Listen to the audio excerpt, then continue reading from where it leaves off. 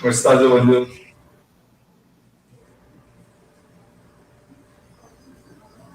Boa tarde. Podemos? Boa tarde Boa a tarde. todos. Boa tarde a todos que estão presentes. Estamos escutando bem? Estamos escutando hoje, Tudo secretário. Bem, espero que bem. sejam todos bem-vindos, que estão nos assistindo. Vamos dar início aqui ao segundo encontro de capacitação do projeto de extensão universitária Aracruz Cidade Sustentável, um projeto que é uma cooperação técnica entre a Prefeitura Municipal de Aracruz e o Programa de Pós-Graduação em Arquitetura e Cidade da Universidade de Vila Velha.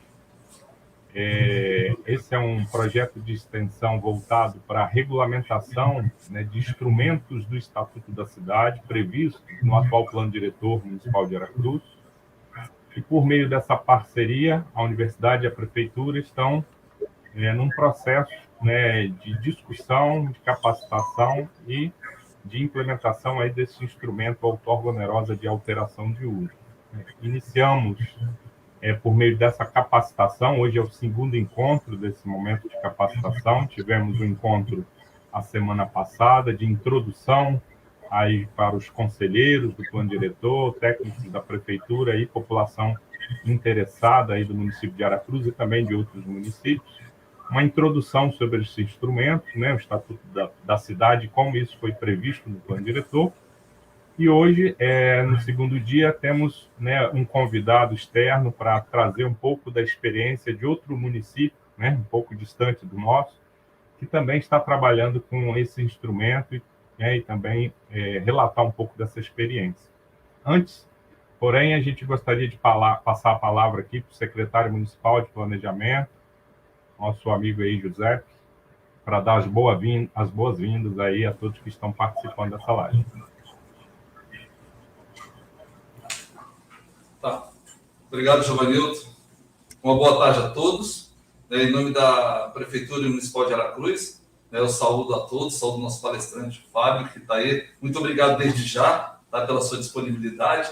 Tá? Ontem nós tivemos aí a grata satisfação de assinar o termo, né, de sessão onerosa, de outorga onerosa, junto com o reitor da UVV. E agora sim, nós estamos juntos, né, nessa capacitação e para dar início a todo esse trabalho. E nada melhor do que termos a oportunidade de conhecer novos casos, né, já existentes, para que a gente possa tornar Aracruz uma cidade referência, né, nesse ponto aqui na região.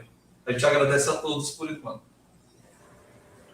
Muito obrigado, secretário, pelas boas-vindas, pela participação e todo esse espaço aí, né, democrático que está criando aí de discussão desse importante instrumento na cidade. Vou passar a palavra para a nossa coordenadora do programa de pós-graduação de Arquitetura e Cidade da UVV, da Universidade de Vila Velha, a professora Melissa Ramos, para fazer uma saudação aí a todos que estão participando dessa live. Boa tarde.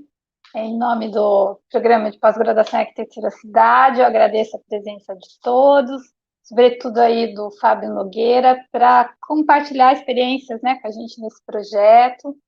Eu aproveitei para parabenizar também o professor Giovanildo por esse belo projeto de extensão na cidade de Aracruz, né, vai trabalhar com a questão da regulamentação dos instrumentos do Estatuto da Cidade, num ano tão especial, né, onde o Estatuto está completando aí 20 anos. Para nós, né, do programa, é um orgulho, né, participar desse projeto, trabalhar com projetos de extensão como esse, porque a extensão, junto com a educação e a pesquisa, né, é uma das atribuições da universidade, a gente poder compartilhar o conhecimento produzido aqui com a comunidade. Então, para nós é muita satisfação, né, participar de um projeto tão pioneiro como esse aqui no Espírito Santo, e compartilhar com essas experiências que vão ajudar aí na implementação do Estatuto da Cidade. Então, agradeço novamente e bom evento a todos. Muito obrigado, professora Melissa. Antes de apresentar o nosso convidado, né, o Fábio, eu gostaria só de lembrar que esse projeto de extensão, então, né, a gente teve início no início do ano, em fevereiro. Então, estamos agora na segunda etapa desse projeto, iniciando essa capacitação. No primeiro momento, a gente fez um trabalho interno, né, de pesquisa, junto com alunos, né, do mestrado e da graduação, pesquisando sobre esse instrumento, dialogando com a prefeitura como seria esse processo. Agora estamos, né, no segundo encontro desse momento de capacitação, que ainda vai ter um terceiro encontro no início de setembro. E, na sequência, a gente vai iniciar reuniões, né, em um grupo de trabalho interinstitucional, né, que foi estabelecido por meio de uma portaria municipal, entre técnicos da prefeitura, né, e a equipe da UVB, para iniciar o processo de elaboração das propostas, né, da regulamentação. Na sequência, vamos discutir e pactuar com o conselho do plano diretor, e, posteriormente, né, na última etapa, o município realizando aí as audiências públicas necessárias para discutir com toda a população do município. Então, estamos aí no meio desse processo, né? O projeto tem a previsão de se encerrar até o final do ano, né? E o município realizando isso de uma forma bastante transparente, democrática, né? Parceria, né, com a universidade e procurando, né, parceiros como agora a gente encontrou lá em Campo Grande, no Mato Grosso, o Fábio. Então, já passo a bola aqui, o Fábio Nogueira, que nos atendeu muito gentilmente, né, desde a primeira ligação. O Fábio é da Agência Municipal de Meio Ambiente e Planejamento Urbano do município de Campo Grande, no Mato Grosso, a Planur.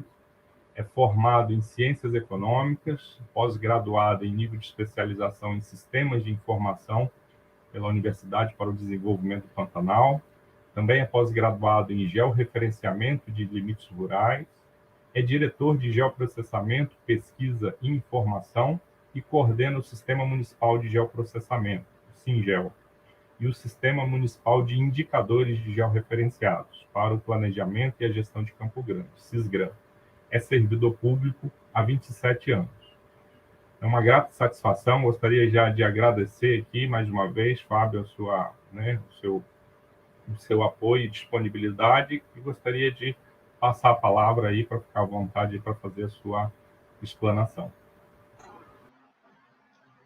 Muito obrigado pelo convite, uma grata satisfação estar com vocês. A gente também passou por um processo de conhecimento junto com a universidade também, e a gente teve, de uma certa forma, contatos também com o Instituto Lincoln, né, que trabalha muito essa questão do urbanismo, e estou muito feliz de poder estar compartilhando a nossa experiência com vocês. E se puder compartilhar já a apresentação, para a gente já começar. Primeiramente, quero dizer a vocês que a questão da outorga onerosa de alteração do uso e do direito de construir foi um outro trabalho também que eu desenvolvi. Ele, na realidade, é uma exceção, né? Então, você trabalha com a legislação para a cidade, o que é permitido, né? E pode ser que aconteçam algumas excepcionalidades, né?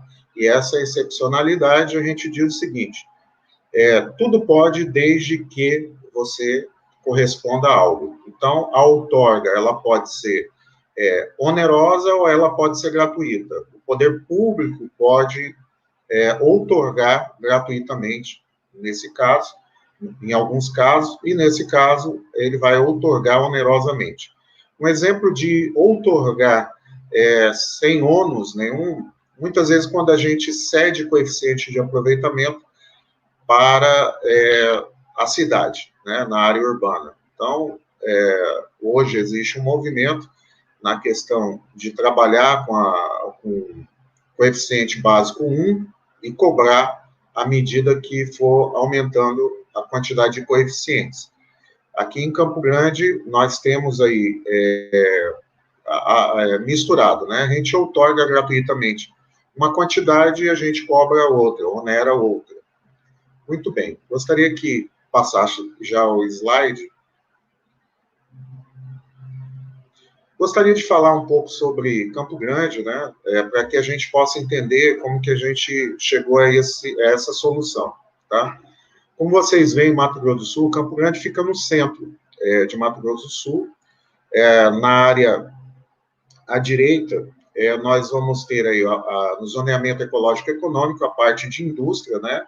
E na parte central, que é Campo Grande, é mais comércio e serviço. Tá?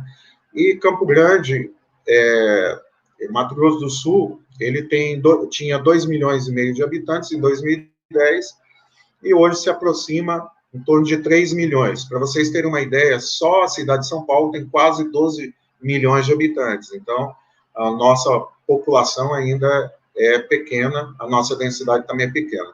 E a população do município de Campo Grande representa 32% da população do estado, para vocês terem uma ideia. Pode passar. E Campo Grande, né, em 2020, nós temos em torno de 906.092 habitantes, pela estimativa do IBGE, e nós temos uma média de moradores por domicílio aí de 3,12 habitantes por domicílio. Próximo. Como vocês veem, nós distribuímos a área urbana, né, em sede urbana, o distrito de Anhanguí. Nós temos um distrito fora do nosso perímetro municipal, que fica no distrito de Rochedim. Próximo.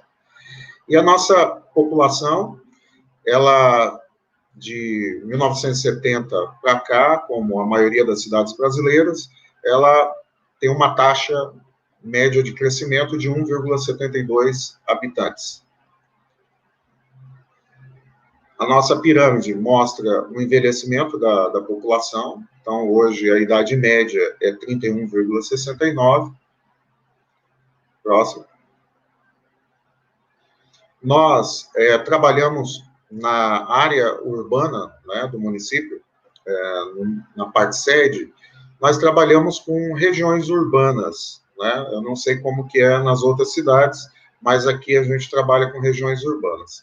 Essas regiões urbanas, que são 7, elas justamente têm o nome dos principais cursos d'água nosso aqui. Nós temos em torno de 39 nascentes, 39 bacias na nossa área urbana. E com exceção aí do centro, região urbana do centro, todos os outros nomes são desses cursos d'água. Pode passar. E aí nós também distribuímos a cidade em 74 bairros, né? Aqui nós temos em torno de 700 quase 800 parcelamentos. Qual que é a diferença do parcelamento para o bairro nosso aqui? O bairro é a menor unidade administrativa, para que a gente possa trabalhar as nossas estatísticas. E a questão dos parcelamentos é quando você pega uma greba e você faz ali o empreendimento. Esse empreendimento, ele é parcelado, e a gente dá um nome nele, e nós temos quase 800 parcelamentos aqui na cidade de Campo Grande.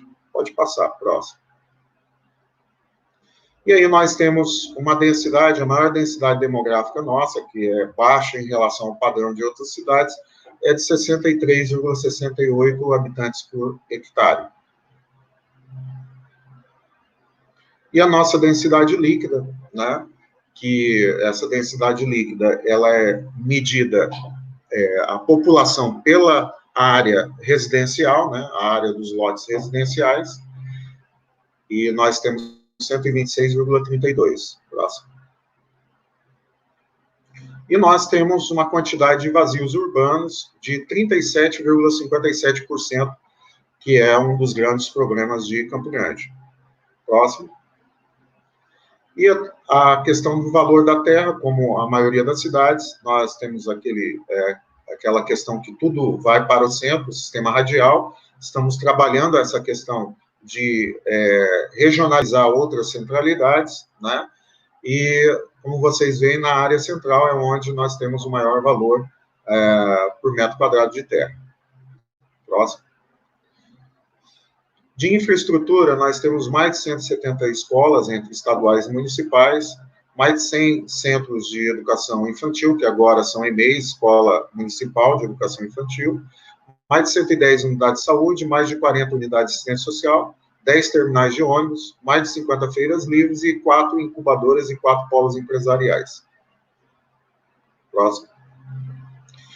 E para comparar, né, com as capitais, e eu destaquei aí Vitória, em termos populacionais, isso é 2016, um trabalho que eu havia feito, e aí ele mostra, né, a Vitória 359, que é aí o Espírito Santo, a capital de vocês, e nós, aí 863 mil.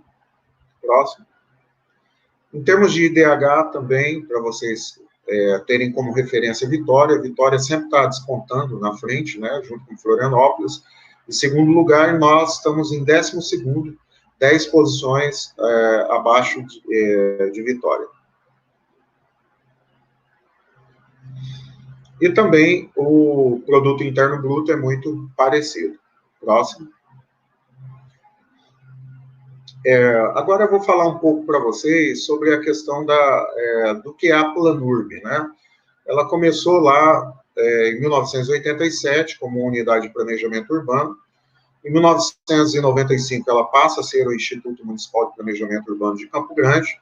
Em 96, né? Ela foi incluída o meio ambiente, né? O planejamento ambiental.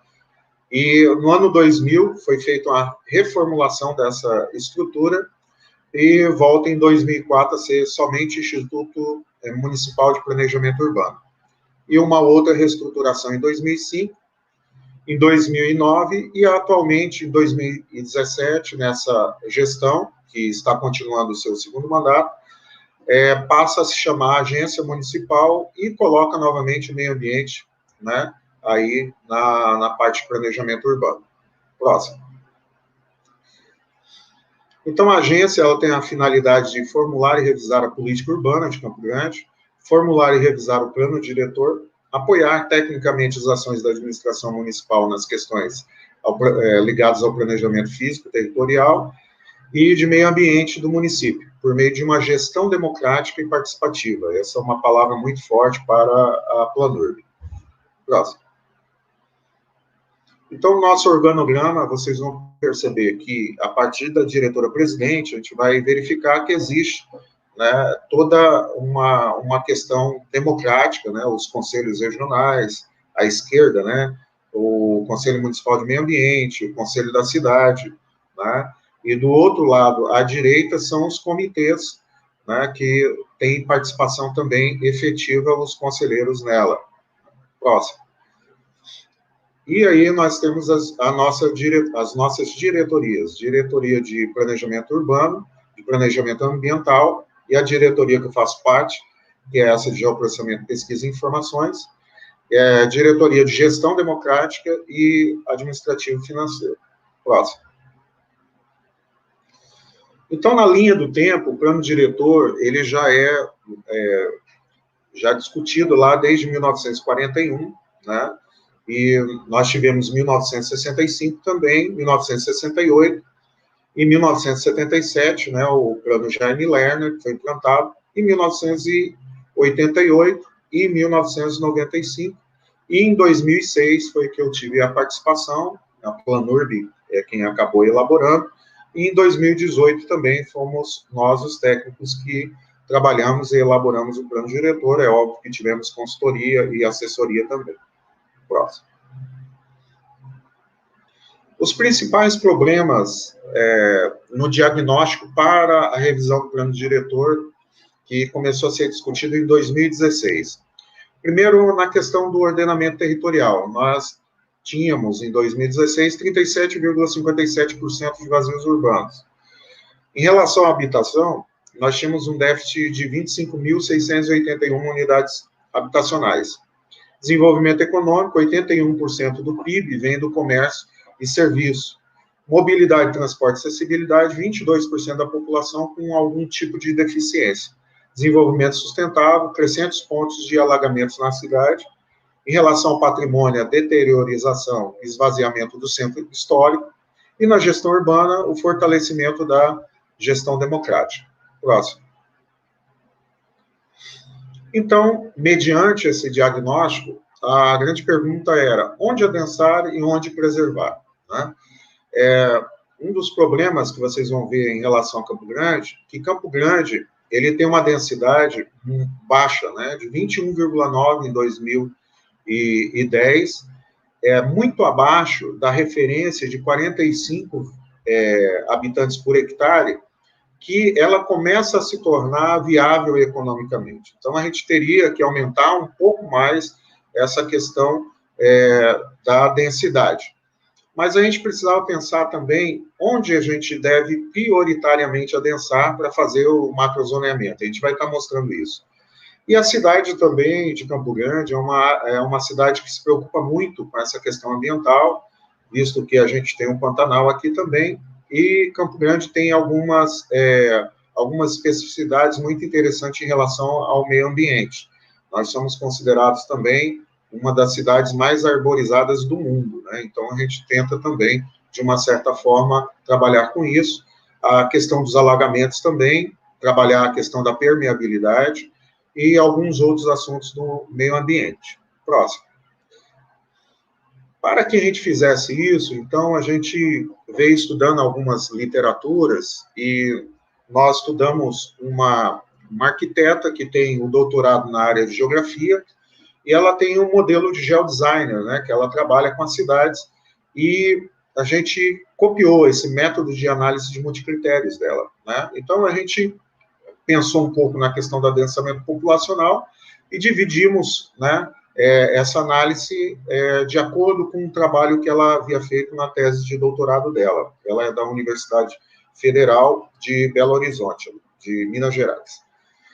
Onde adensar? Então, a gente precisava trabalhar o potencial de ocupação e onde preservar, em vez de falar que ali era um lugar onde era muito frágil, a gente falou que deveríamos mudar esse nome para relevância ambiental. Ao invés de a gente morar num lugar frágil, a gente mora num lugar onde tem maior relevância ambiental.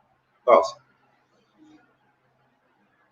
A partir disso, então, a gente fez sobreposição de camadas, né? Então, escolhemos a menor unidade de planejamento, que são os bairros, e a partir deles nós fizemos aí um tratamento com os números, lembrando que a gente trabalhou quantitativamente, a gente trabalhou qualitativamente, e a partir disso vocês vão ver, nós elaboramos aí um mapeamento dos vazios urbanos, zoneamento ecológico e econômico, pontos de alagamento, carta geotécnica na área ambiental, social, densidade líquida, atividades de imóveis, equipamentos, infraestrutura, pavimentação, água e esgoto.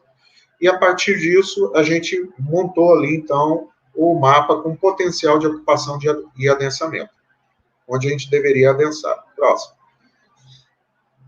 E em relação à relevância ambiental, nós também fizemos algumas sobreposições de mapas nas análises de multicritérios. Zoneamento ecológico e econômico, os pontos de alagamento, a carta geotécnica, declividade, água subterrânea, ZEA, e a partir disso nós fizemos uma taxa ou um índice de relevância ambiental, mostrando nas áreas mais verdes onde a gente deveria, então, preservar.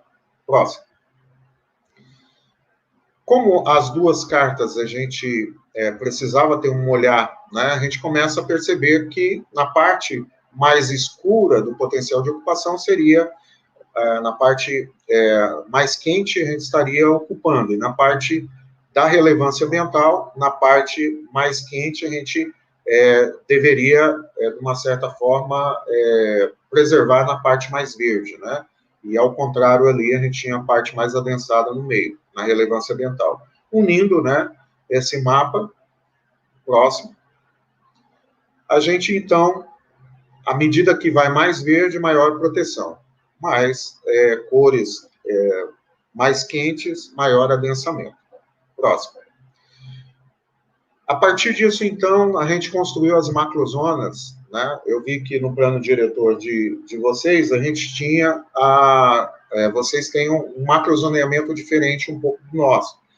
Mas aqui a gente estabeleceu apenas uma macrozona 1, que seria do adensamento imediato, né? Macrozona 2, de adensamento e macrozona 3, onde nós teríamos o adensamento mais restrito, mais para frente, porque não tem essa infraestrutura, nem essa capacidade de suporte. Próximo. E a partir disso a gente estabeleceu as zonas. Antes as zonas eram desenhos que as pessoas iam escolhendo de onde ia, e nós tínhamos 13 zonas. E a partir desse estudo, dessa nova metodologia, a gente estabeleceu 5 zonas, sendo aí da Z1, Z2, Z3, Z4 e Z5, a gente vai estabelecer os coeficientes de aproveitamento maiores nessas áreas onde a gente tem maior infraestrutura. Próximo. E também na relevância ambiental, a gente fez também, copiamos um pouco de São Paulo, que é a questão da cota ambiental, a gente estabeleceu também essas zonas ambientais, e a partir delas nós estabelecemos também o cálculo da permeabilidade e também da compatibilidade com outras formas de você reter a água, né? Próximo. Então, aí a gente começa, então, dentro da legislação, eu introduzi essa parte para vocês entenderem como que foi conceitualmente dentro do plano diretor para a gente fazer a elaboração da minuta, aí da regulamentação da outorga onerosa de alteração do uso. No plano diretor, assim como vocês, também nós estabelecemos prazo, né, para a parte da outorga onerosa de alteração do uso, tá? E aí a gente fez um escopo mínimo, né? A gente estabeleceu um prazo para que fosse criado o grupo técnico, né? E lá na parte de desenvolvimento a gente fez um trabalho de pesquisa com a proposta e fórmula e a apresentação dos resultados e os ajustes, né? Junto com os grupos técnicos, a produção da minuta final do projeto de lei, depois a apresentação do trabalho da proposta minuta para o Conselho da Cidade, o CMDU, e a formação da relatoria, discussão em audiência pública, relatório e voto, e a entrega da minuta final ao prefeito para encaminhamento ao Poder Legislativo. Próximo. Então, no estudo, a gente dividiu o estudo dessa forma, todos os estudos que a gente faz de regulamentação, o plano diretor nos apontou em torno de 200 ações e regulamentações até 2028, e nós estamos seguindo essa métrica. E, a partir disso, a gente tem feito estudo, né? E a gente divide o estudo na parte conceitual, a aplicação, né? A gente faz também o aspecto legal, né? A previsão do plano diretor, as zonas e macrozonas. Então, a gente fez esse modelo, e a gente também tem disponível na internet, e também vou disponibilizar para o professor, que já deve ter também esse estudo, que é bastante interessante, porque a gente tentou fechar todas as áreas do estudo, esgotar mesmo. Esse estudo demorou em torno de 3 anos para ficar pronto, tá? E foi muita discussão. Próximo. E aí a gente chega à conclusão seguinte: a gente precisava saber de onde que vem esse instrumento, né? De onde que vem a questão da outorga de alteração do uso. Então, a gente tem lá no Estatuto da Cidade, capítulo 2, os instrumentos da política urbana, na seção 1, dos instrumentos geral, para os fins dessa lei serão utilizados, entre outros instrumentos, planos nacionais, né? E lá vocês vão ver, na letra N, né, que está ali ligado, né, ao Instituto Jurídico e Políticos, a outorga onerosa de direito de construir e de alteração do uso. E que na seção 19, da outorga onerosa, o nosso plano diretor, ele diz que poderá fixar áreas nas quais poderá ser permitida a alteração do uso do solo mediante contrapartida a ser prestada pelo beneficiário. E um dos princípios para se ter também a questão da outorga é delimitar essa área de expansão urbana ou a zona de expansão urbana. Tá? No artigo 30 fala da lei aí específica, estabelece as condições a serem observadas para a outorga do direito de construir e alteração do uso também.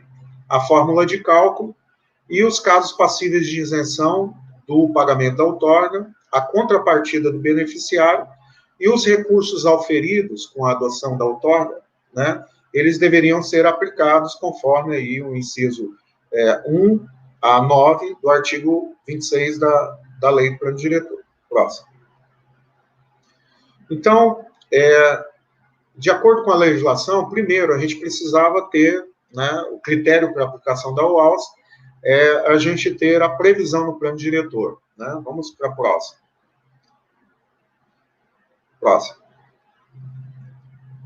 Então, está prevista no plano diretor, a gente colocou aí no artigo 106, 107, 108 e 109, a previsão da outorga onerosa de alteração do uso do solo. Próximo.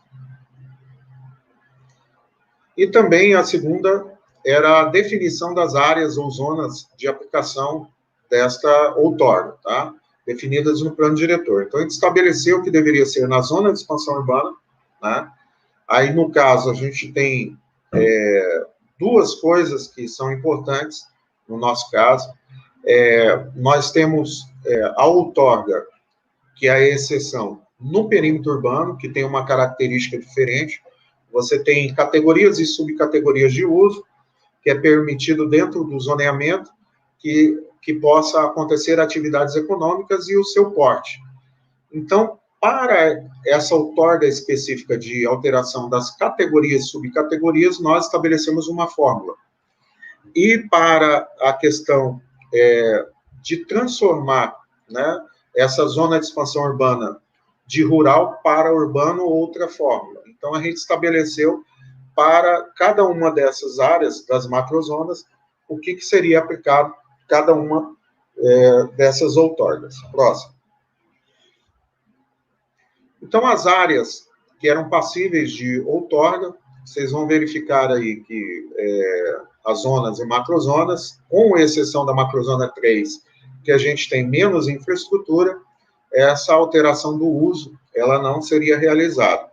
E essa outra borda externa ao perímetro urbano, a gente chama de zona de expansão urbana. Essa zona de expansão urbana, ela foi criada a partir da continuidade das nossas bacias, né? Que elas permeavam a parte do perímetro urbano e a parte externa. Então, a gente pegou o desenho dessas bacias e formamos a parte de zona de expansão urbana. Próximo. A natureza da contrapartida, né? Então, a outorga onerosa de alteração do uso é a autorização emitida pelo Poder Executivo Municipal visando permitir a alteração do uso e das categorias e subcategorias. Então, a gente vai ter, assim como parcelamento do uso do solo na zona de expansão urbana, mediante a contrapartida a ser prestada pelo proprietário. E aí a gente estabeleceu também, vocês vão ver mais para frente, para onde esses fundos que seriam arrecadados deveriam ser direcionados, de acordo com o Estatuto da Cidade também. Próximo. E a destinação dos recursos, né? Então, foi criado um fundo, a gente criou um fundo para receber tanto da outorga do direito de construir, como da alteração do uso, e a gente também estabeleceu que esse fundo, né, ele deveria ser aplicado em algumas situações, né? No planejamento, controle e desenvolvimento urbano, promoção da mobilidade urbana e acessibilidade sustentável, a reabilitação e revitalização urbana, apoio à capacitação técnica e desenvolvimento institucional, ordenamento e direcionamento da expansão urbana, proteção de áreas de interesse histórico, cultural, ambiental ou paisagístico, e a implantação de espaço para exposição e divulgação de novos projetos decorrentes da implantação dessa lei, regularização fundiária, execução de programas e projetos habitacionais de interesse social e criação de espaços públicos de lazer e áreas verdes. Então, esse valor que seria pago na outorga, deveria ser destinado a esses recursos para esses fins que estão lá também no Estatuto da Cidade. Próximo. E, por último, a fórmula de cálculo, que é uma coisa bem interessante, que a gente trabalhou muito. A gente, depois de ter feito a nossa fórmula, a gente foi no encontro em dezembro de 2019, nós fomos no encontro em Brasília, com várias cidades do Brasil, que já aplicavam a outorga de alteração de uso de direito de construir. Nelas estavam Porto Alegre, Brasília, Belo Horizonte, São Paulo, Rio de Janeiro, Niterói, Natal, entre outras cidades que estavam nessa discussão. E quando você coloca a fórmula, né, é muito interessante, porque as fórmulas são totalmente diferentes uma da outra, tanto com o direito de construir, como na alteração do uso do solo. Tá?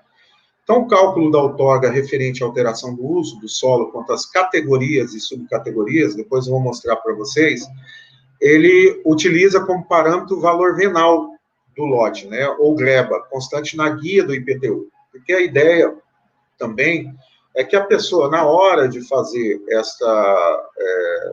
de ter essa ideia, se faz ou não, deveria ser também um valor que fosse transparente. Então, ele tem o valor do IPTU dele, então ele sai ali, né, faz o cálculo, e ele aplica 50%. Eu vou dizer para vocês porque da aplicação de 50%.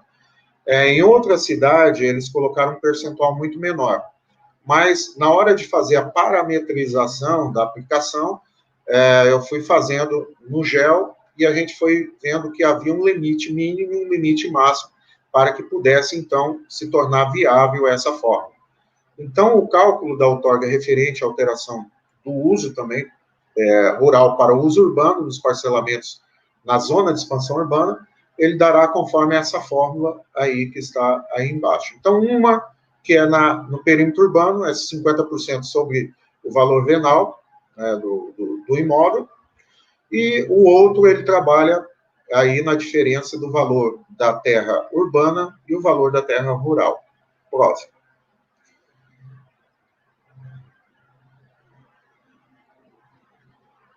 Pode mudar. Isso.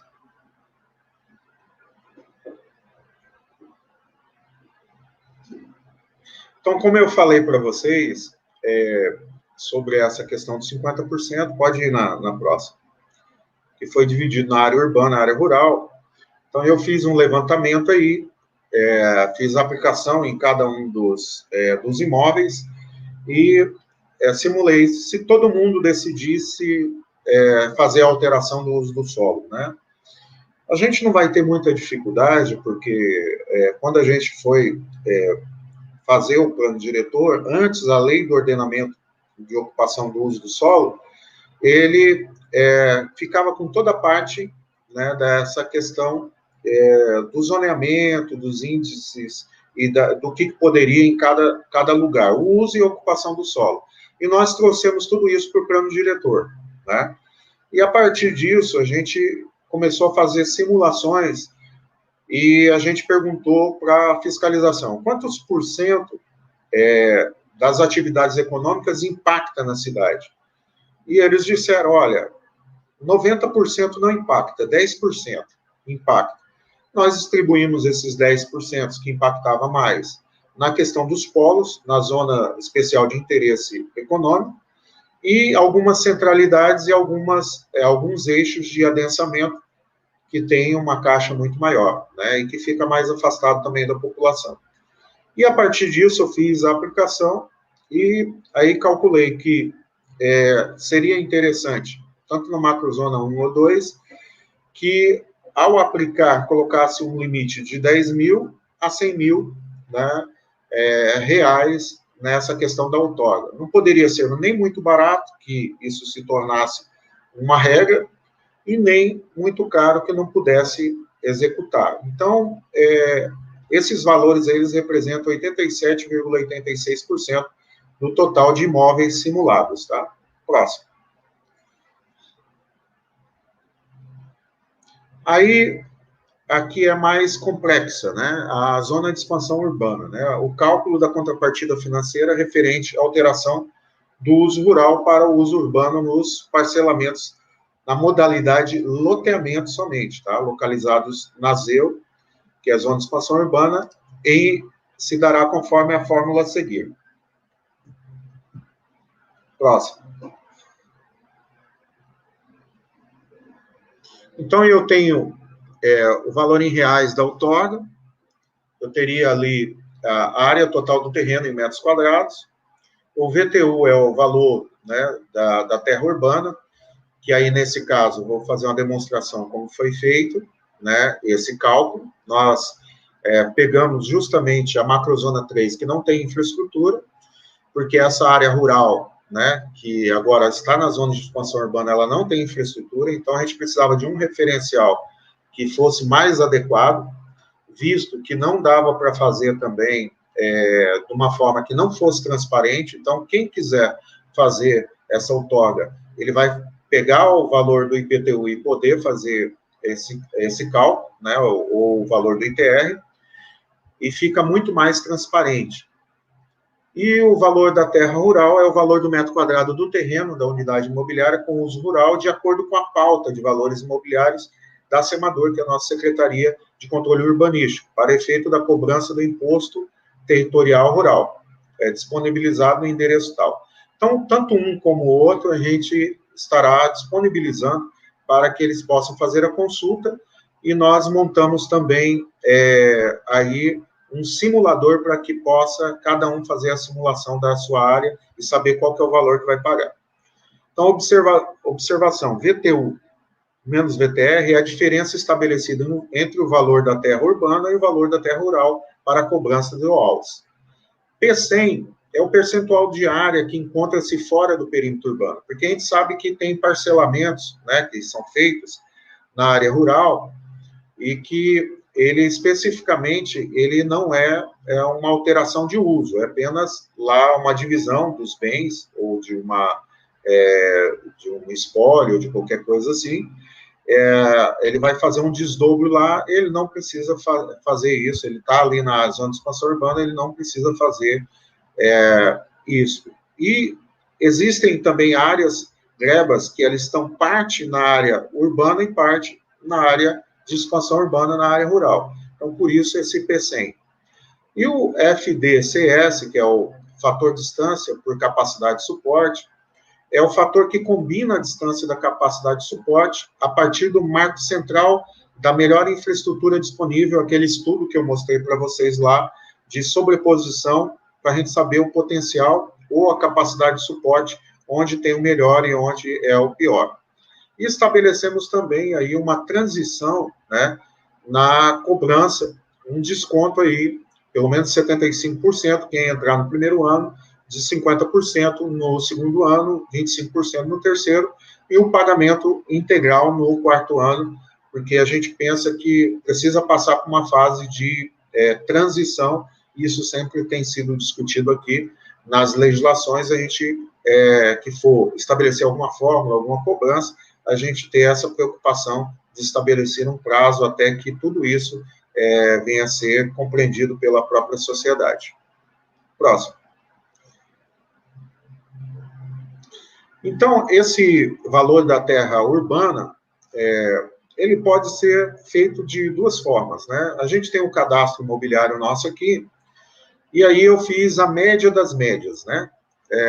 Vocês vão verificar que eu fiz aí dentro do GEL, peguei todos os imóveis da macrozona e coloquei a soma das áreas, né, de cada um dos usos, né, e peguei o valor da soma da avaliação e dividi, né, e me deu a média do valor por metro quadrado, tá? Poderia ter feito isso também somente na parte do territorial. Mas o valor médio aí, ele deu em torno de R$ 40,92 o metro quadrado. Então, esse seria o valor da terra urbana. Próximo. E o valor da terra rural, vocês vão perceber aí que ele tem um valor de referência que é feito pela SEMADUR, que é o controle urbanístico, e que faz a pauta aí para a cobrança do ITR, que passou a ser de responsabilidade do município e não mais do INCRA. Então, a gente tem a distribuição aí das terras, a partir das aptidões, e a gente tem o valor da hectare, e a gente transformou isso em metro quadrado. Próximo. E a partir disso, então, a gente estabelece os valores de cada uma dessas áreas para que a gente possa lá colocar na fórmula. Próximo. E o fator distância e capacidade de suporte, né? O que acontece? A gente teve uma discussão muito grande, eu quero até que passe para a próxima tela, pode passar para a próxima, que na discussão alguns diziam assim, olha, para vocês terem uma ideia, na parte sul aqui, ele tem uma distância, vocês vão ver depois, da parte central mesmo, melhor infraestrutura, de 14 quilômetros. É uma distância muito considerável. E você vai ver que tem na zona de expansão urbana, que tem lugares muito próximos ali, que não chega a 6 quilômetros ali da área com melhor infraestrutura. Então, o questionamento era o seguinte: olha, como que a gente que está mais próximo da infraestrutura, a gente vai pagar o mesmo valor de quem está muito longe da infraestrutura?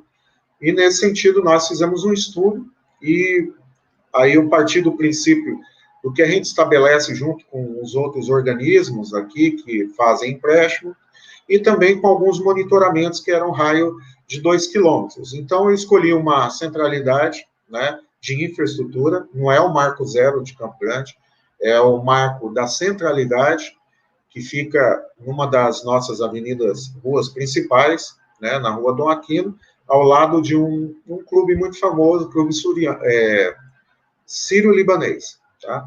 E a partir dele, nós estabelecemos o primeiro arco de 4 quilômetros. Pode passar a próxima. Próximo.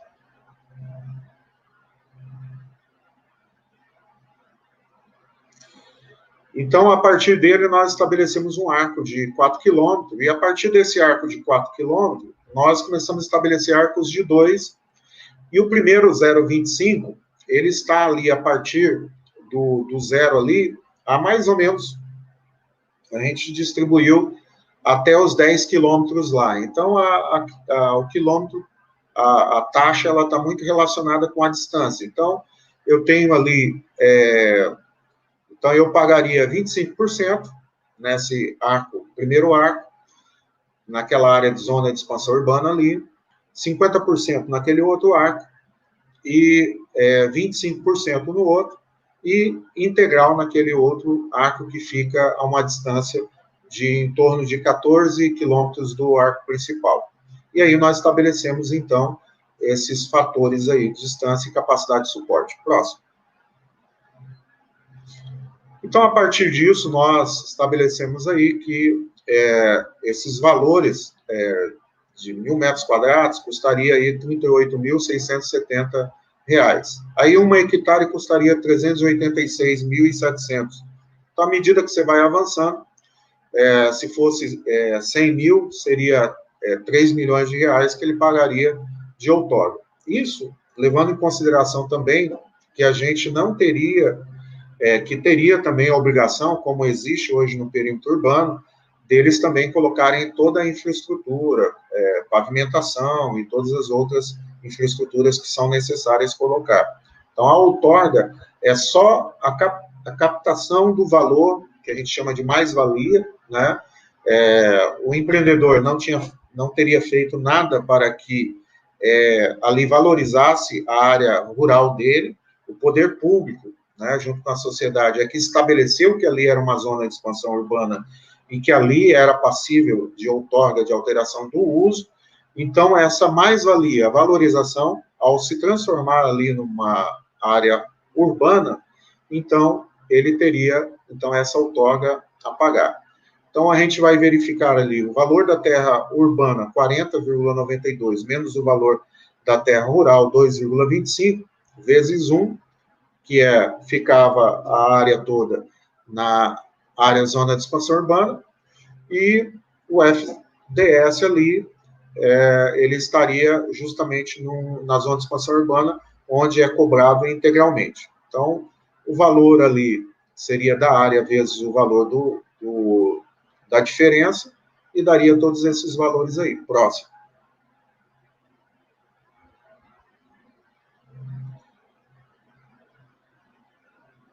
Pode passar.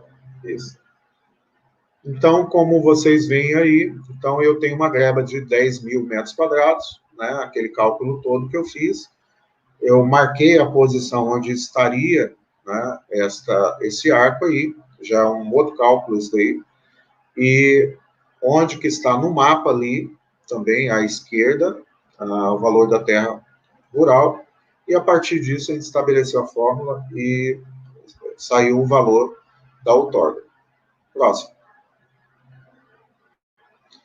E com os descontos, né, aí a gente teria esses valores estabelecidos aí. Próximo.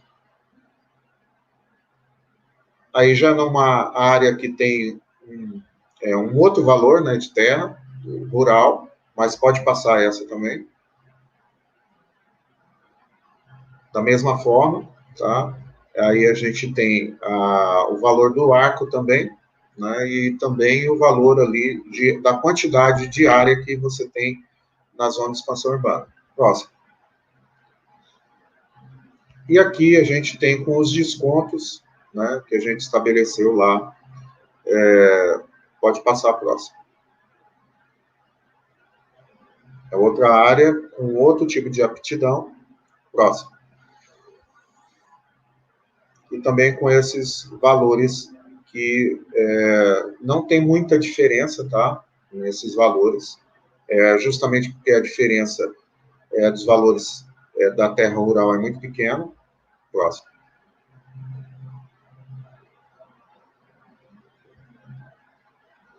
Próximo.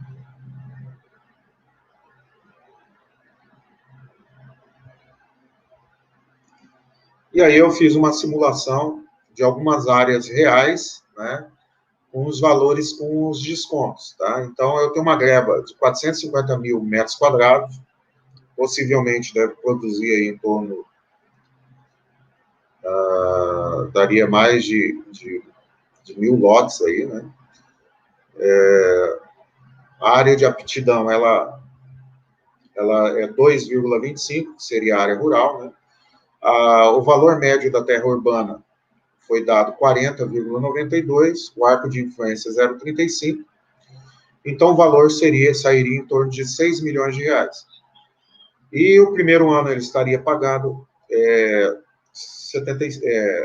um desconto de 75%, segundo ano 50%, terceiro ano 25% e no quarto ano integralmente, tá?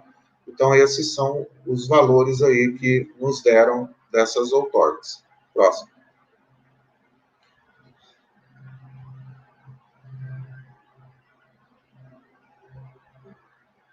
Pode passar.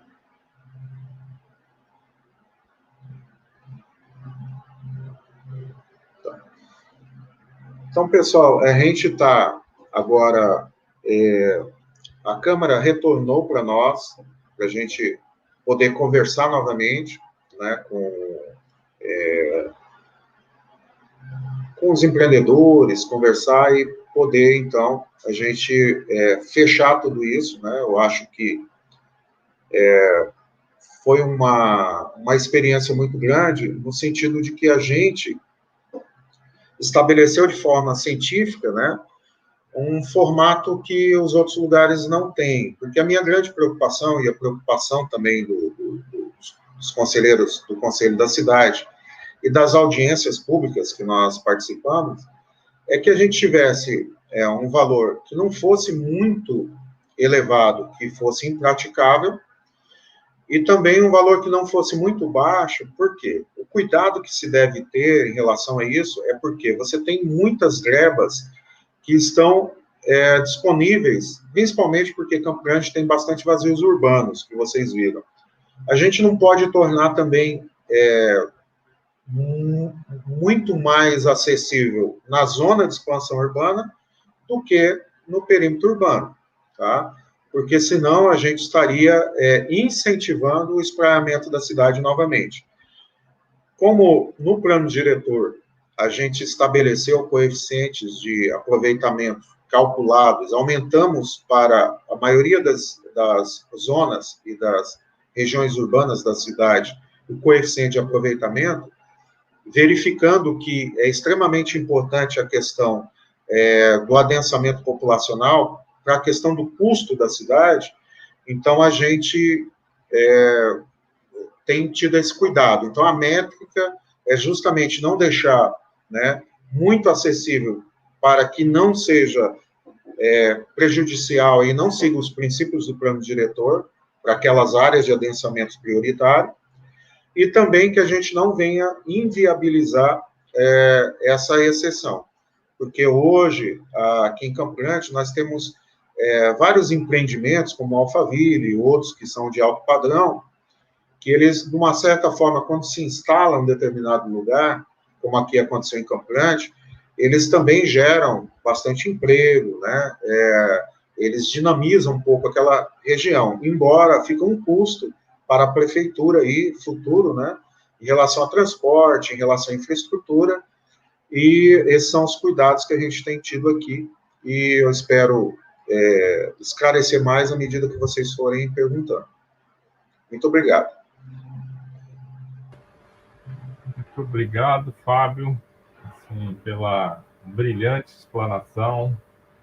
É muito bom a gente ver um caso prático, né? Que aí a gente começa a entrar nas questões que angustiam a gente, né? Que está no planejamento, né? Quem está na prefeitura aí. Então, assim, parabéns pela clareza da explicação, a qualidade do material aí que você trouxe para a gente, que já demonstra muito da qualidade do processo aí de planejamento que vocês estão, né, aplicando aí na cidade, o trabalho aí da Agência Municipal de Planejamento, vocês estão, né, pelo pouco aí que a gente teve contato, mas vocês estão de parabéns.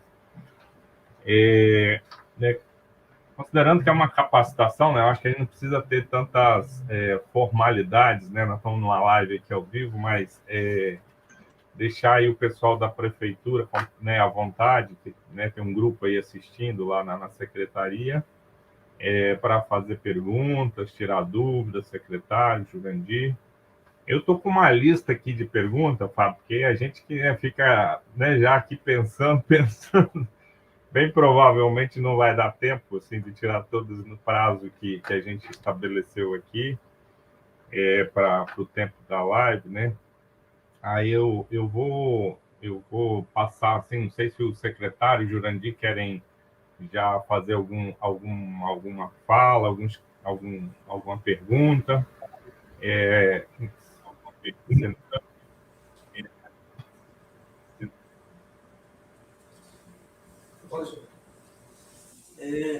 Parabéns, Fábio. Realmente, o trabalho de vocês foi pautado, né, em uma série de pesquisas que fundamenta e dá muita transparência, né, no resultado final, na hora de discutir com a sociedade. Né? Isso é muito importante, né, ter toda essa base, né, de cálculo, de informação, para justificar de onde saiu, né, todos esses valores. Né? Então, realmente, vocês estão de parabéns aí pela gama, né, de levantamentos, né, de simulações que foram feitas, né, para chegar onde chegou.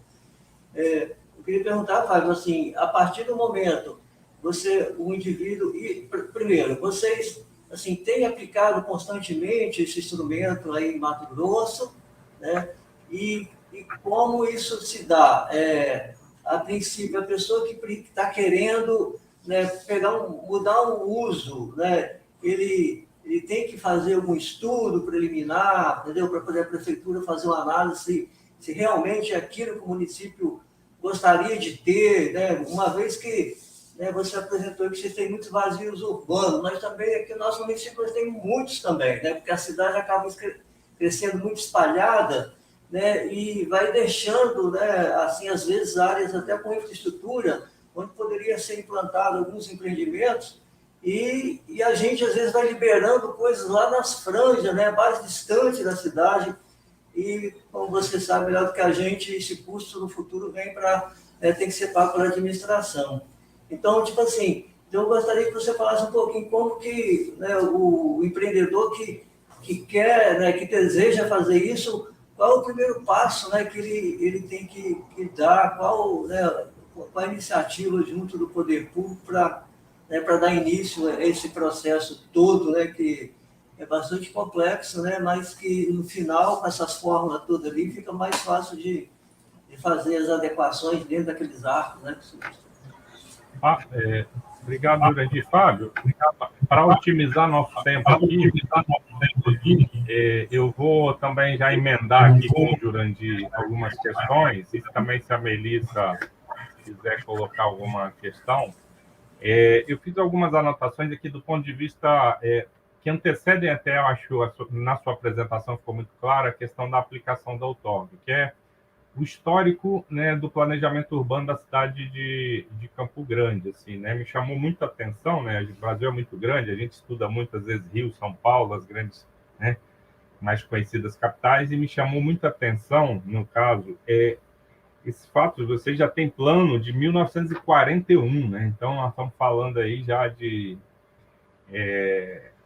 um bom um bom tempo, né, de planejamento na cidade, a título de comparação, né, o primeiro plano diretor de Aracruz é de 2006, se eu não me engano, a memória aí, 2006, 2007, né, Jurandir? Então, nós estamos falando até para a realidade aqui, vamos dizer, da Grande Vitória, que são as cidades que têm já um tempo mais de processo de planejamento, de plano de conselho, então vocês já têm um histórico maior. Me chama a atenção também o papel da Agência Municipal de Planejamento, né,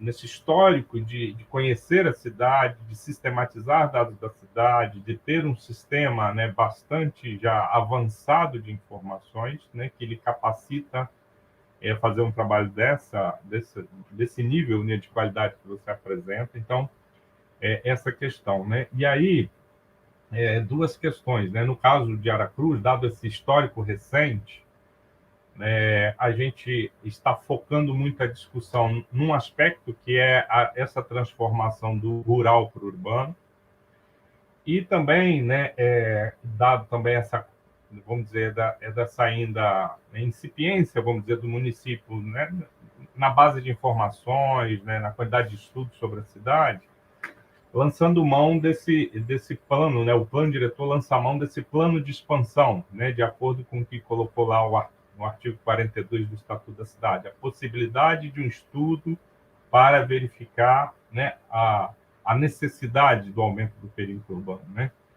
Então, no caso de vocês, me parece que, por já ter um sistema de informações muito mais detalhado da cidade, ter já, né, uma base de estudos, né, essa decisão já está tomada, né, da expansão, né? Fazendo paralelo com Aracruz, né, a prefeitura precisa de mais subsídios para tomar essa decisão. Então, esse é um ponto aí em cima dessa pergunta que o Jurandir está fazendo.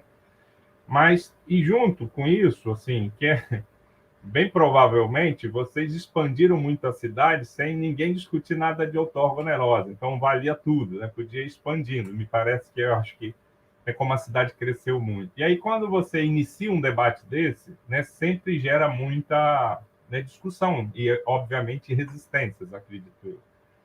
Então, se você pudesse falar do processo de discussão, né? Como que foi iniciar essa conversa na cidade, como foi a recepção, vamos dizer, do setor, né, os setores diretamente afetados pela aplicação da outorga, né, e o trâmite, né, aí, que vocês estão aí em processo, né, de discussão com a Câmara, né, de vereadores, já passaram aí por algumas etapas, né, como tem sido essa discussão, que a gente sabe que lidar com esses temas não é fácil, né, sempre né, são temas espinhosos.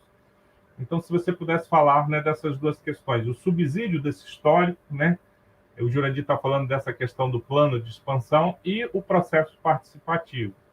E já vou emendar aqui, né, passar a bola aqui para a Melissa, porque aí, de repente, você já responde um bloco, que eu acho que a gente aproveita melhor o tempo. Melissa, se você quiser fazer algum comentário, alguma questão. Não, estou só ouvindo, tranquilo.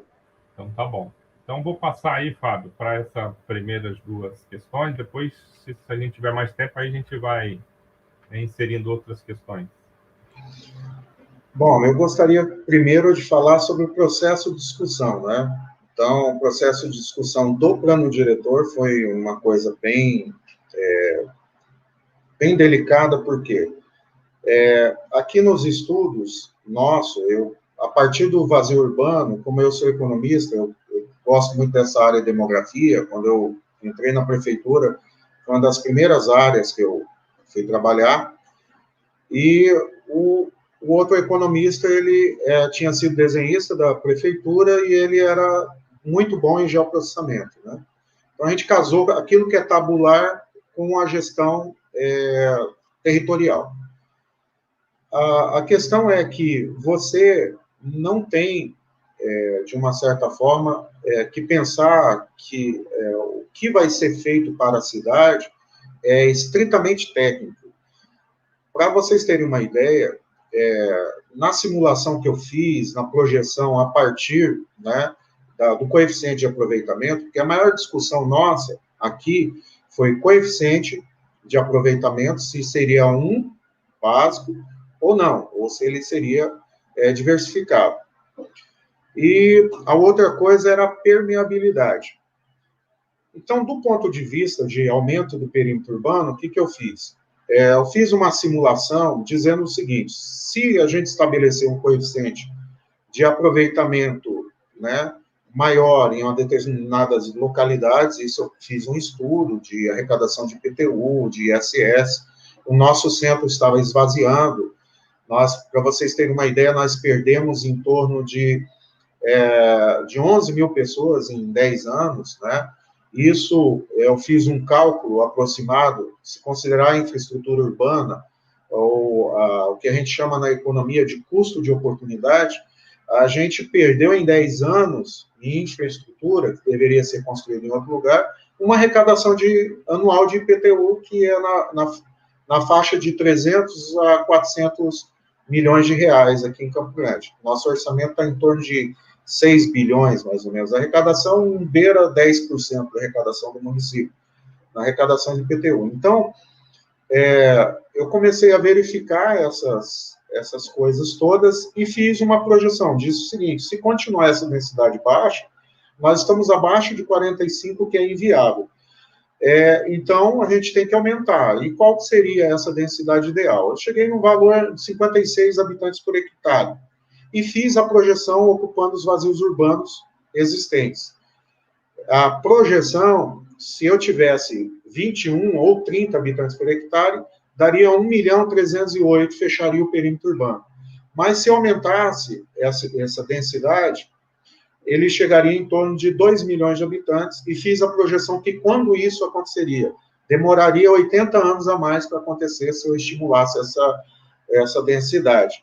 Ou seja, estava dizendo, daqui 80 anos a gente aumenta o perímetro urbano. Então, isso, para quem é empreendedor, né, fica muito complicado. Porque a gente também tem que entender que existem os empreendedores que são da área de verticalização, né? Eles contribuem muito com a cidade, como a nossa, que é uma cidade espraiada, e principalmente nas áreas centralizadas, porque você tem toda a infraestrutura ali e você está perdendo habitação, né? As casas eram muito grandes, famílias muito grandes, agora eles estão mudando para os alfaviles, para os damas, né? E essa região está ficando abandonada. Então, foram colocados alguns empreendimentos verticais que foram muito interessantes para a cidade de Campo Grande. E do outro lado também, a gente sabe que existe alguns investimentos em alfaville, em residenciais, né, em loteamentos de alto padrão, que eles procuram áreas mais periféricas, né? E muitas vezes eles querem áreas de 1 milhão de metros quadrados. E você não tem uma greba desse tamanho na área urbana. Então, eles, de uma certa forma, também trazem um benefício para a cidade. Então, por isso que a gente, na hora de estudar tecnicamente, a gente tem que entender que existe o lado técnico e existe o lado político. O lado técnico, ele vai dar um norte, mas tem a questão política. Se a gente atingir pelo menos 70% da questão técnica, já está excelente. Se atender 50% também está bom. Então, o fato é que a gente deve construir. Em relação à preocupação do Jurandir, sobre a questão de como que o empreendedor vai decidir, a maioria dos empreendedores que nos procuram para poder estabelecer um loteamento de alto padrão fora do perímetro urbano, na zona de expansão urbana, eles já têm um plano de negócio, já têm um TIR, né? Eles já sabem quanto que eles podem investir. E eu tive a preocupação, até enviei aí para o professor, né, um fluxograma, né, uma proposta, né? Ele se interessou. Como que ele faz? Né? A primeira coisa é saber se ele realmente se enquadra dentro da outorga de alteração do uso, o lugar que ele quer e o formato que ele quer. Em segundo lugar, onde que ele entra com o processo, como que vai ser feito cada uma das análises. Nós fizemos aí no Visage um fluxograma que a gente vai disponibilizar para vocês, mais ou menos como que isso acontece, qual os trâmites que vai estar acontecendo. As alterações que a gente fizer aqui, a gente manda para vocês. Em relação à questão de bases de informações e projeções, para vocês terem uma ideia, a gente eu comecei um trabalho chamado Campo Grande Números, que eu fazia o georreferenciamento a partir de um PowerPoint. Então, eu mapeei a cidade em zonas, né, regiões urbanas, e depois em bairros. No PowerPoint, naquele link, eu comecei você dá um clique ali, você já entra já sabe quanto tem população, renda, essas coisas todas. E houve uma oportunidade pelo PNAFM, que é o Plano Nacional da Caixa Econômica, que fomenta aí a melhoria da questão da administração da Caixa Econômica e do governo federal, e nós fizemos nosso primeiro PNAFM. Nesse primeiro PNAFM, o pessoal nos chamou e disse, olha, por que a gente não transforma esse CD num sistema? E nós começamos a pensar, então, em 2006, né, num sistema de indicadores georreferenciados para a cidade de Campo Grande. E em 2009, nós lançamos ele. Naquela época ainda, a parte de mapas nosso foi feito no Google. Muita gente criticava porque a nossa aerofotogrametria era mais nova do que a do Google. O Google ficava desatualizado. Hoje não, o Google atualiza rapidamente suas imagens. E a gente implantou e hoje tem sido um sucesso esse sistema. Começamos um sistema também municipal de geoprocessamento, com a base da ESRI também, a gente usa o ArcGIS, mas pode-se usar software livre, que as universidades geralmente utilizam, eu creio que o Givanilton tem conhecimento dessa ferramenta, que elas, na realidade, você começa a construir um sistema de geo e você consegue fazer tudo. Por quê? Uma cidade sem um cadastro territorial multifinalitário, ele fica um pouco perdido, né? Você não consegue centralizar e estabelecer padrão de informações. Aqui, por exemplo, a gente tem um padrão de metadados, onde cada um que produz uma informação, ele tem lá quando que foi feito, e a gente tem um padrão, e o cadastro territorial multifinalitário é tão importante, vou só dar um exemplo. A nossa parte de águas aqui, né, que cuida da nossa parte de água e rede de esgoto, ele é uma concessão. E eles têm uma base georreferenciada. Então, cada uma dos medidores, ele é georreferenciado. Inclusive, você tem um padrão de informação de cada uma das pessoas que moram lá. Vamos supor que essa pessoa, ela vai lá fazer um serviço da educação, fazer uma matrícula online, ou vai no centro de saúde, ele só coloca o ID number ali qualquer tabela você já referencia com informação. Então, não é uma coisa muito difícil, é uma coisa muito legal, a gente pode também auxiliar. Esse sistema nosso, a gente teve 3 premiações da Intel e da Microsoft, que o prefeito ganhou também aqui, o prêmio Prefeito Inovador, uma coisa assim, 3 anos consecutivos, com nota máxima a gente teve. Então, a gente começou esse processo lá em 2004, a gente começou a pensar, lançamos o nosso primeiro em 2009, o nosso segundo, que é o Singel, em 2014, que ele é mais técnico, e a gente tem tentado avançar nessa área de geoprocessamento, e vocês verificaram que esse plano diretor ele foi diferente dos outros, porque a gente estabeleceu unidades de planejamento com toda a informação para a gente poder, então, saber cientificamente onde estão realmente os gargalos, onde estão as dificuldades, onde a gente pode adensar, onde tem infraestrutura, onde não tem. Então, é extremamente importante vocês terem essa base. Não é difícil, tá? E se vocês também quiserem que a gente converse com vocês a respeito disso, a gente está disponível também. Obrigado, Fábio. Estamos aproveitando, pegando carona numa dupla capacitação, né? Uma sobre a questão do cadastro técnico multifinalitário, que eu acho que é importantíssimo, né? Depois acho que o Jurandir pode até falar melhor, mas o município tem uma base aí, né, georreferenciada inicial, mas não tem um sistema todo ainda estruturado do GEO, né, conversando, me parece, aí, com todas as secretarias, com todas as partes da municipalidade. Tem uma pergunta aqui do chat, minha dúvida é quanto à fórmula do cálculo, né, quando uma gleba está situada em 2 arcos de influência, né, a Isabela colocou. Qual é tomado como referência para o cálculo?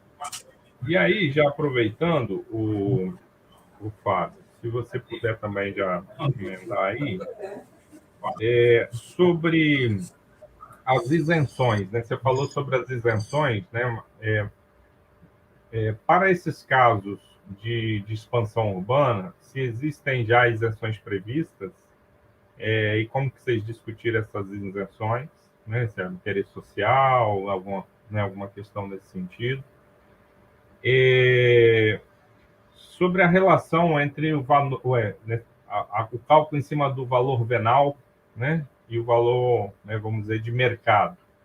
Se houve alguma discussão, questionamento, né, a gente pega a referência lá da cartilha do Ministério das Cidades, né, da aplicação da outorga do direito de construir, né, ela fala da necessidade de aproximar ao máximo ao valor de mercado, né, porque, caso contrário, essa valorização está ficando, né, gerada pela legislação, está ficando com, né, o privado, vamos dizer assim.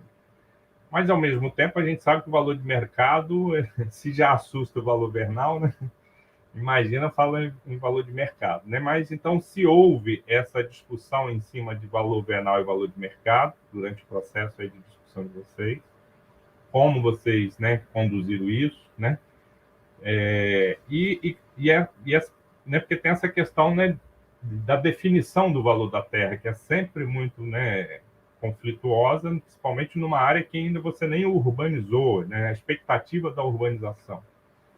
Você já tem, né, todo um sistema montado ali de avaliação, né, mas é um ponto que eu acho que deve gerar muita polêmica, né, em cima dessa questão do valor da terra. Então, se você pudesse né, falar um pouco como foi essa discussão, valor venal, valor de mercado, as isenções, e responder também a questão ali do chat, né, quando o terreno está no meio ali dos círculos, né? Tem uma questão que você perguntou em relação ao debate, né, comunitário, com a sociedade e tal, né? Eu creio o seguinte: quando você tem conhecimento, quando você cria uma base científica para discutir, você pode, de uma certa forma, arrumar, organizar isso de acordo com o que é possível ou não. Então, quando se tem conhecimento, dificilmente eles vão conseguir dizer o seguinte: olha, não pode ser assim. Aí você vai perguntar, o Ministério Público vai perguntar, todo mundo vai perguntar: por que você está dizendo que tem que ser assim? Porque a minha preocupação em toda esse estudo é que ele tem que ter realmente um referencial científico. Se não tiver, não adianta, né? É importante que tenha esse referencial científico. Agora, se a Câmara vai fazer da forma deles lá, aí é o problema deles, mas nós, como técnicos, nós temos a obrigação de ter de onde a gente tirou isso. Então, o conhecimento, dificilmente é difícil das pessoas argumentarem com você. Tem bastante conhecimento. A questão do arco é muito interessante, porque vocês vão verificar aqui no artigo 16, lá do Estatuto da Cidade, existe uma regra para você estabelecer o aumento do perímetro urbano. Então, tem que ter uma via, tal, né, hierarquizada, existe toda uma regra ali para que você possa realmente criar. Não é assim, eu vou pegar lá na zona de expansão urbana, lá no meio da zona de expansão urbana, que não tem nada, e vou fazer essa outorga lá. Não pode. Tem que ter uma via hierarquizada, tem que estar próximo, né, da continuidade da malha urbana. Então, existem alguns critérios que está até no estudo da gente lá. E a questão do arco é interessante porque você pode fazer de duas formas, né? Você pode, pelo GEL, se a área for em duas, você vai dividir a área e fazer a aplicação ali. A gente fez o simulador que ele pode fazer isso, né? E também existe uma coisa que a gente está pensando muito, né? Já que ele precisa, muitas vezes a pessoa que vai construir, ele vai construir não tudo em uma etapa só. Você vai construir 1 milhão de metros quadrados, ou 450 mil metros quadrados, ele não vai construir isso tudo de uma vez. né? Ele vai construir por etapa. Então, a etapa ela vai começar por uma via hierarquizada. Então, se esse arco que inicia é ali, a gente pode, de uma certa forma, considerar o primeiro arco. Então, há uma possibilidade. Tanto um como o outro. O que eu estou dando para vocês são possibilidades. Essa questão do valor de mercado, o que a gente fez? Por distribuir pela média, então a gente possibilitou que, tanto com aquele que está lindeiro a um que tem um metro quadrado muito caro, né? E às vezes esse metro quadrado muito caro, ele vai construir uma gleba que é grande, que não é a mesma coisa que o que foi feito ali em frente, que é um comércio, que é um serviço. Então, a gente vai estar sendo, de uma certa forma, injusto e não estamos equilibrando as forças ali. Então, por isso, a média ela é interessante para a gente fazer esse cálculo. Os valores de IPTU, geralmente, eles são valores de adimplência, né? A gente sabe que, na hora de você fazer o ITBI, lá, geralmente, o fiscal, ele vai lá e faz um cálculo da terra urbana.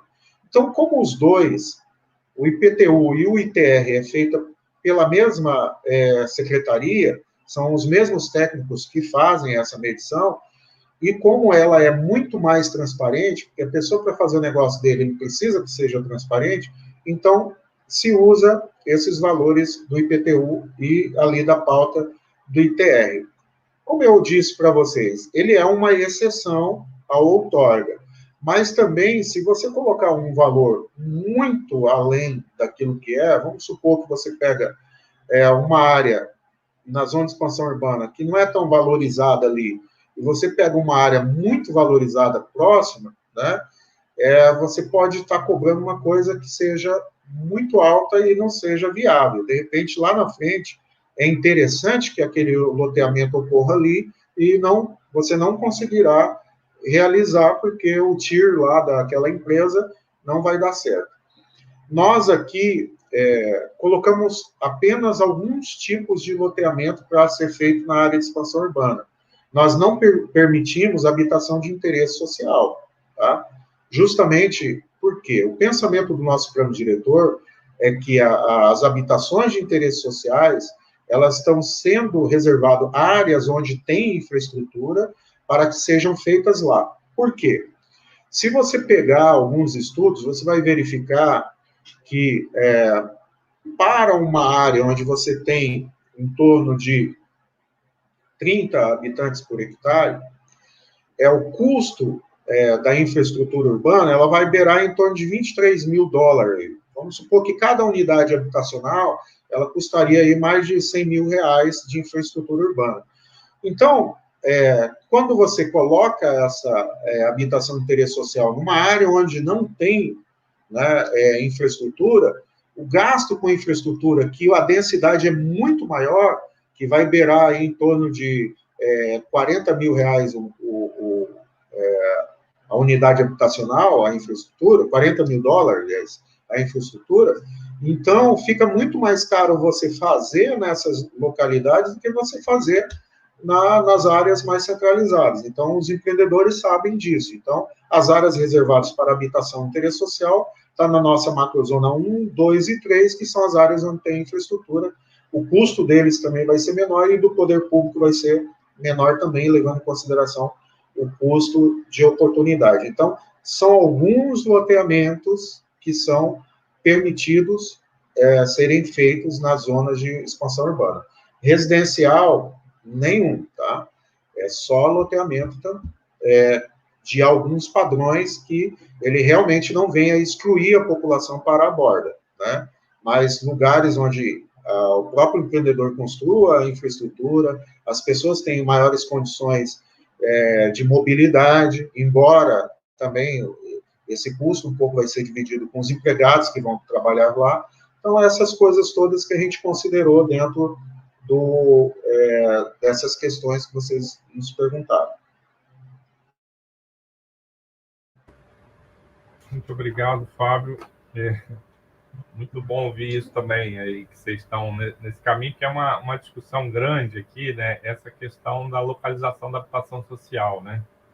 E a gente viu em alguns exemplos, né, as isenções sendo justificadas, não no caso de vocês, mas sendo justificadas pela questão da habitação social. Normalmente tenta-se forçar um pouco isso, né?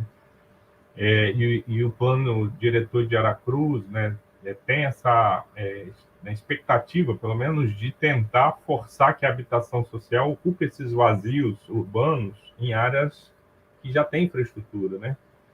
Então, o município viveu um processo aí grande de expansão de loteamentos nas últimas 2 décadas, né, com Minha Casa Minha Vida, essa coisa toda que aconteceu no Brasil, e acabou, né, gerando uma pressão aí para essas ocupações de interesse social irem se afastando da onde a gente já tem as infraestruturas, o transporte e todos os problemas que isso gera. Então, eu acho que a fala também, né, do Fábio reforça, né, uma outra necessidade do município, que é discutir e aprofundar onde as localizações das EIs de vazios urbanos, né? As EIs para receber esses conjuntos habitacionais, que é algo que o plano de habitação aí da cidade indica, mas não ficou ainda muito claramente definido, né? Do ponto de vista de especificar bem essas localizações. Fábio, a gente está chegando aí no limite do horário que a gente acordou com você, né? A gente sabe que vocês estão aí numa semana puxada aí. A gente tem outras questões, obviamente, que a gente gostaria, mas não vamos prolongar muito. Eu só queria, assim, que você pudesse, né, encerrar assim, um pouco a fala, depois eu passo aí para o pessoal da prefeitura, Melissa, se alguém quiser também fazer uma última questão. Mas a gente tem reforçado, Fábio, que essa questão da outorga onerosa, mais do que uma questão de taxar a valorização, né, ela é um instrumento muito importante do ponto de vista urbanístico, porque ela possibilita o município ter o controle e estimular que haja um adensamento desses vazios urbanos. Então, tem uma importância do ponto de vista da estratégia de planejamento da cidade, né, não é só uma questão de cobrança. Ele é também um instrumento importante porque potencializa a capacidade, né, de financiamento do investimento público para as áreas que necessitam, que é sempre uma reclamação, né? O município não tem capacidade de investimento, então isso potencializa.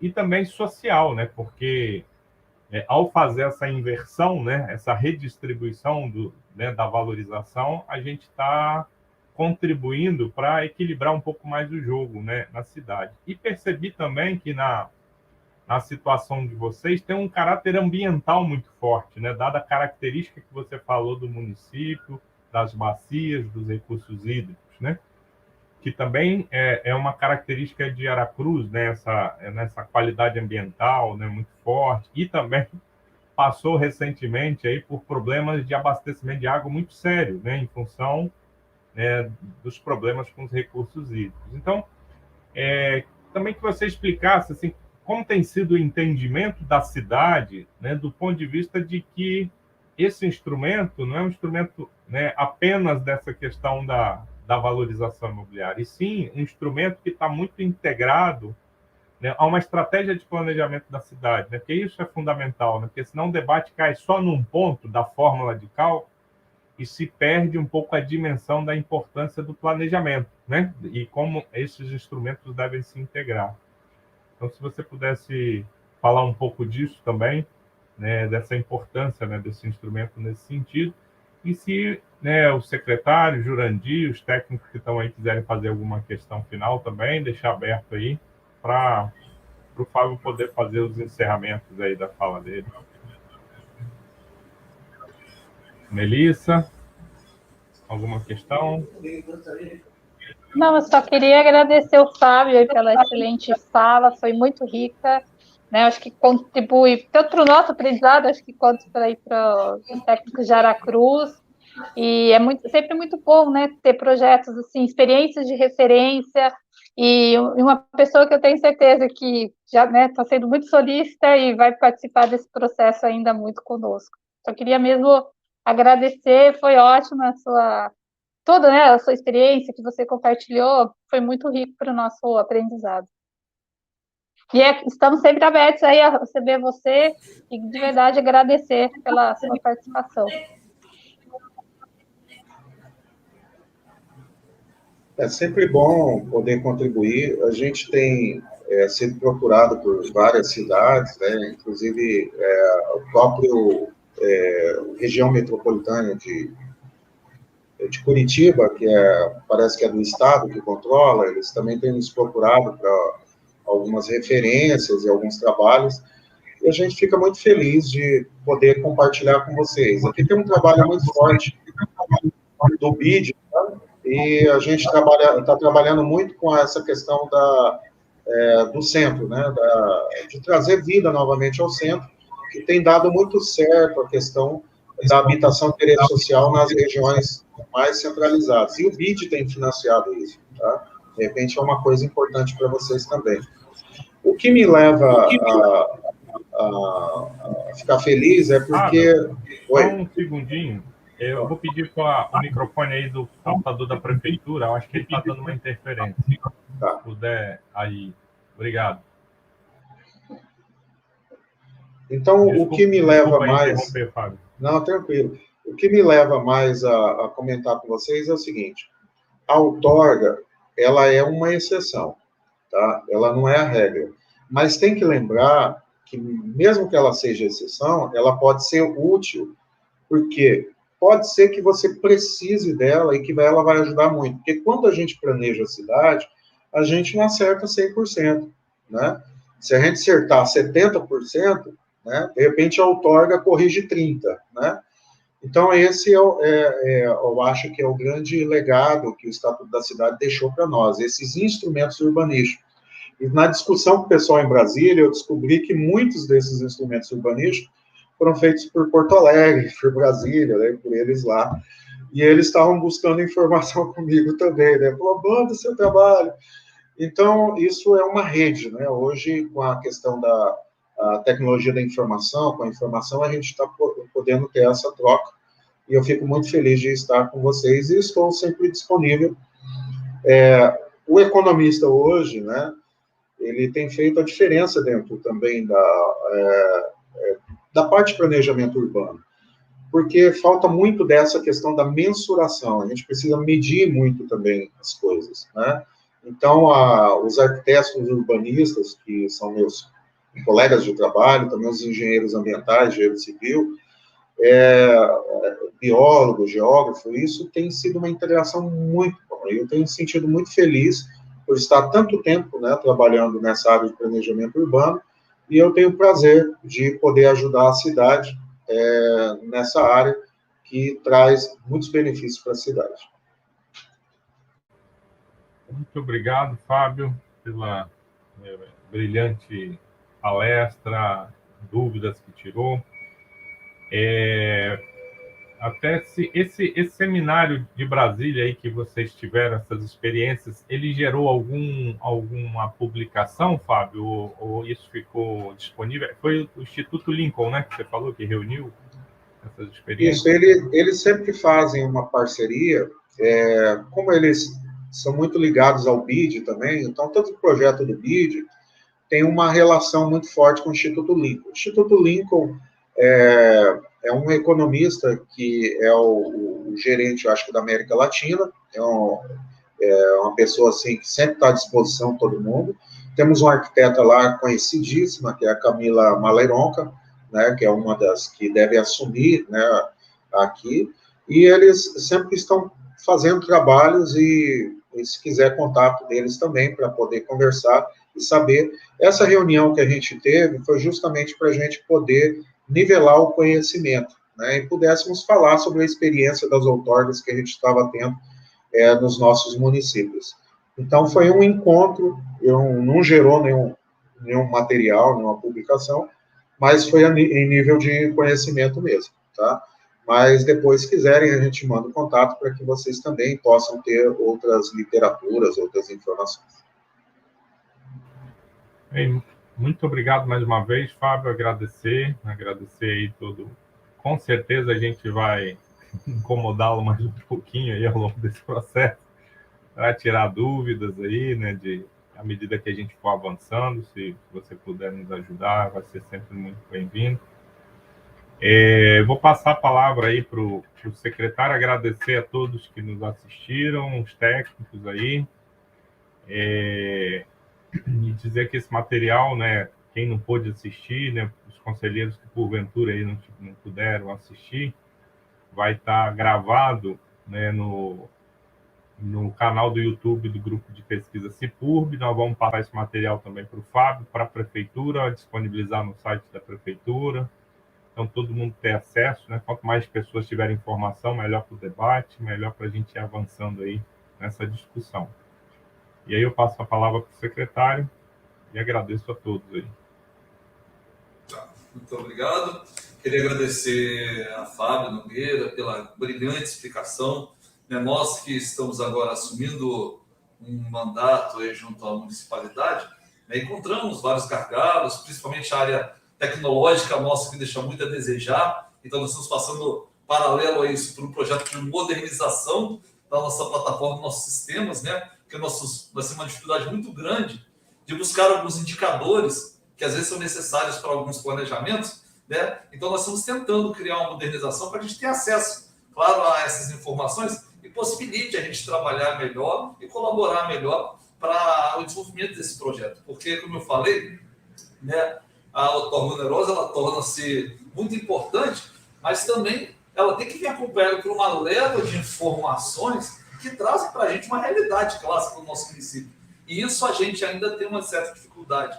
Por isso, esse processo de modernização dos nossos sistemas, da nossa base de dados, de informações, elas estão sendo assim trabalhadas para que isso aí tudo possa colaborar para essa situação. Então, por isso, eu agradeço suas informações, foram muito pertinentes mesmo. Eu tenho certeza que o Fábio não vai deixar a gente na mão, Giovanildo? Ele vai sempre estar colaborando com a gente durante todo o desenvolvimento desse nosso projeto. Então, eu agradeço ao Giovanildo também, a Melissa, que estiveram junto com a gente, e todos aqueles que participaram dessa grande capacitação aí, tá bom? Eu agradeço, Fábio. Muito obrigado, em nome da Prefeitura de Aracruz. Uma boa tarde a todos aí, muito obrigado. Obrigado, Fábio. Obrigado a vocês, tá? Bom trabalho aí.